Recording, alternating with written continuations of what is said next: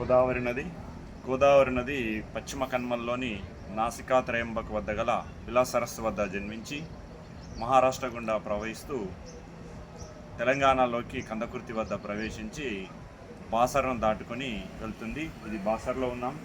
బాసర వద్ద అమ్మవారి శ్రీ సరస్వతి అమ్మవారి దేవాలయం ఉంది. ఇక్కడ మరియు ఎంచా అనేటటువంటి ఎత్తిపోతల పథకం ఉంది.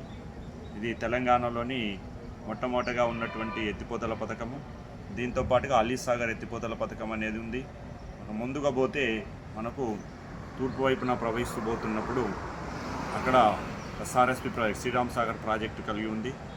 మరియు అలాగా గోదావరి నది ప్రవహిస్తూ పోయి కాళేశ్వరం ప్రాజెక్టును దాటి పాపికొండలను చీల్చుకుంటూ బంగాళాఖాతంలోకి డిపాజిట్ అయిపోతుంది. గోదావరి నదికి ఉపనదులు అనేటువంటివి ఉన్నాయి. మంజీరా, ప్రాణహిత, కిన్నెరసాని, ఇంద్రావతి, శబరి, తాలిపేరు, సీలేరు అనేటటువంటివి ఉన్నాయి.